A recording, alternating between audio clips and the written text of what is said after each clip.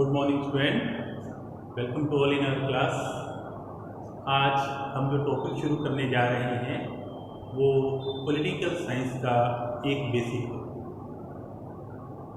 इस टॉपिक का नाम है संविधान। चाहे आप बीए में पॉलिटिकल साइंस पढ़ रहे हैं या एमए में पॉलिटिकल साइंस पढ़ रहे हैं या किसी भी कंपटीशन की तैयारी कर रहे हैं, उसमें मुख्य रूप से आपसे इंडियन पॉलिटिकल सिस्टम या जिसे हम कह सकते हैं भारतीय राज्य व्यवस्था, इसके बारे में आपसे काफ़ी कुछ पूछा जाए। और जो इंडियन पॉलिटिकल सिस्टम है वो बेसिकली टिका हुआ है संविधान के ऊपर। तो आज जो पहला हमारा लेक्चर है उसमें हम कॉन्स्टिट्यूशन का, संविधान का एक इंट्रोडक्शन देख रहे हैं। सबसे पहले हम देखते हैं संविधान, जिसे कॉन्स्टिट्यूशन कहा जाता है। संविधान का तात्पर्य होता है वे लिखित या अलिखित नियम। वे लिखित या अलिखित नियम जिनसे किसी देश की शासन व्यवस्था का संचालन होता है, उसे हम क्या कहते हैं? संविधान कहते हैं। इसमें देखिए दो शब्द हैं, लिखित या अलिखित नियम। देखिए लिखित नियम का तात्पर्य होता है रिटन डॉक्यूमेंट्स, लिखा हुआ, और अलिखित का तात्पर्य होता है बिना लिखा हुआ, अनरिटन डॉक्यूमेंट्स। देखिए जैसे हम अपने घर परिवार में रहते हैं तो जो हमारा घर परिवार है, घर परिवार के भी कुछ नियम बने हुए होते हैं, लेकिन सामान्यतः वो जो नियम होते हैं वो अलिखित होते हैं, वो बिना लिखे हुए होते हैं। उसी प्रकार से जब आप अपने स्कूल में जाते हो, अपने कॉलेज में जाते हो, किसी इंस्टीट्यूट में जाते हो, तो जब आप एडमिशन लेते हो तो सबसे पहले आपको एक प्रोस्पेक्टस दिया जाता है। उस प्रोस्पेक्टस में नियमों का उल्लेख किया जाता है और वो जो नियम होते हैं वो नियम होते हैं लिखित रूप में। इसी प्रकार से जो किसी भी देश का संविधान है वो लिखित भी हो सकता है और अलिखित भी हो सकता है, और इन नियमों के द्वारा ही किसी देश की शासन व्यवस्था का संचालन होता है। कोई भी देश हो, चाहे वो छोटा हो, चाहे वो बड़ा हो या बहुत बड़ा हो, वो किन्हीं ना किन्हीं नियमों पर ही आधारित होगा। जैसे अगर हम इंडिया की बात करते हैं, भारत की बात करते हैं, तो भारत का जो संविधान है वो एक लिखित प्रलेख है, एक रिटन डॉक्यूमेंट्स है, और ये संविधान विश्व का सबसे बड़ा संविधान। और यदि हम ब्रिटेन की बात करते हैं तो ब्रिटेन का संविधान अलिखित है, अनरिटन डॉक्यूमेंट्स है। यहाँ की जो शासन व्यवस्थाओं का संचालन है वो परंपराओं पर आधारित है। जो वहाँ के ट्रेडिशन चले आ रहे हैं, तो ट्रेडिशन के आधार पे वहाँ पे कुछ नियम कानून बने हुए हैं जिसके अकॉर्डिंग वहाँ पे शासन व्यवस्था का संचालन होता है।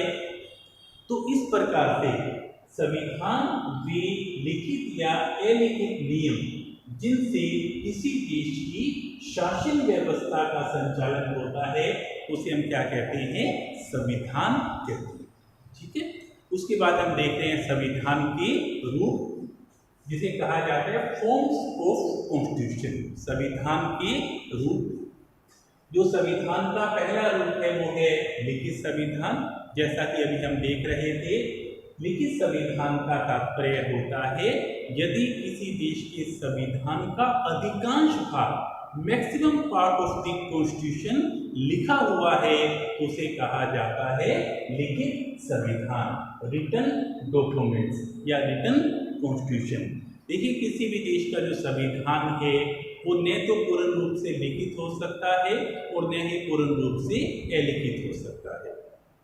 जैसे भारत का संविधान है, हालांकि भारत का संविधान एक लिखित डॉक्यूमेंट्स है, एक रिटन डॉक्यूमेंट्स है, लेकिन फिर भी भारतीय संविधान में भी कुछ ऐसी बातें हैं जो उस समय नहीं लिखी गई या जिनका उल्लेख रह गया है।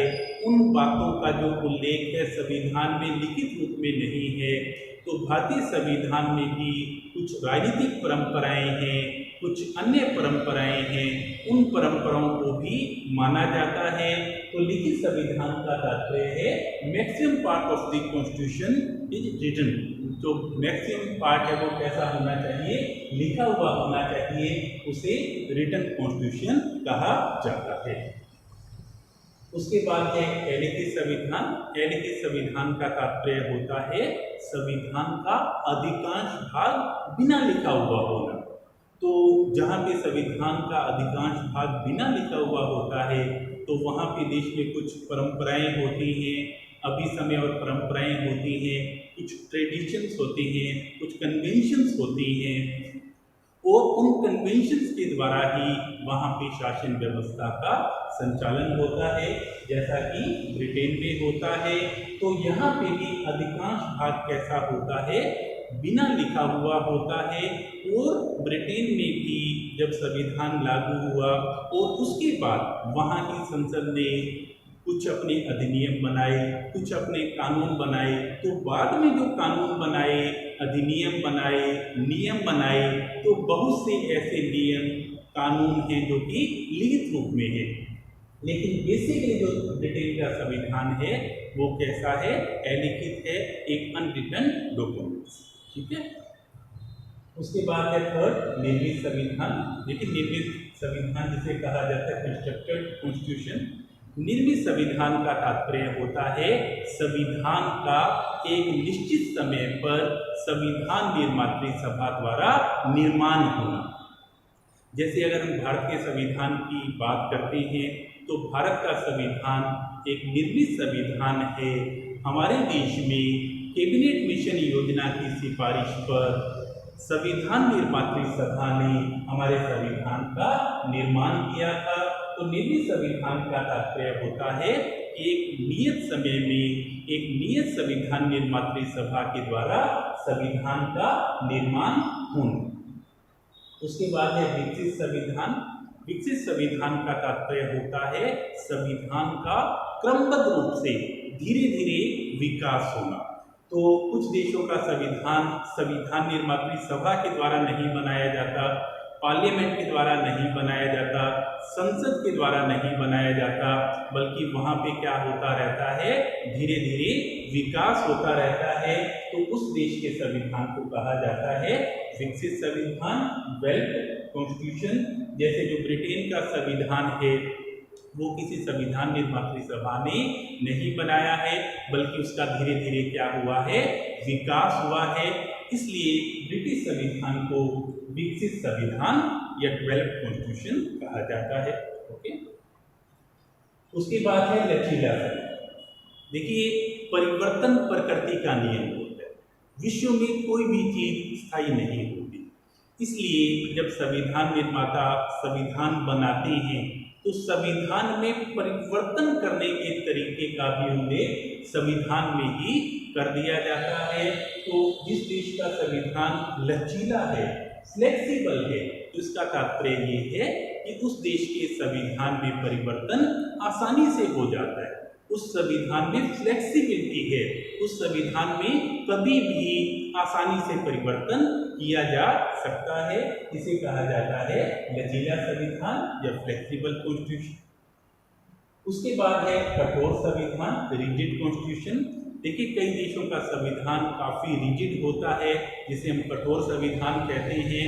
ऐसे देशों में संविधान में परिवर्तन करने के लिए काफी कठिनाई आती है, या फिर हम यूँ कह सकते हैं कि संविधान में परिवर्तन करने के लिए जो वहाँ की पार्लियामेंट है उसको काफ़ी मशक्कत करनी पड़ती है, काफ़ी बड़े बहुमत की आवश्यकता होती है। वो बहुमत 2/3 भी हो सकता है, 2/3 भी हो सकता है, 3/4 भी हो सकता है। तो उस देश के संविधान को कहा जाता है कठोर संविधान कहा जाता है। तो आज हमने बेसिकली संविधान के बारे में देखा, संविधान का अर्थ जाना, संविधान के जो विभिन्न रूप हैं उनके बारे में जाना, और हमने ये भी देखा कि किसी भी आप चाहे कंपटीशन की तैयारी करते हो या किसी भी आप यूनिवर्सिटी एग्जाम की तैयारी करते हो, हर लेवल पे बीए में भी आप ये पढ़ते हो और एमए में भी आप पढ़ते हो। जो हमारी नेक्स्ट क्लास होगी उसमें हम बेसिकली शुरू करेंगे इंडियन कॉन्स्टिट्यूशन और इंडियन कॉन्स्टिट्यूशन का जो बेसिक चीज़ है, बेसिक जो पार्ट है, वो हम नेक्स्ट क्लास में शुरू करेंगे। Thank you.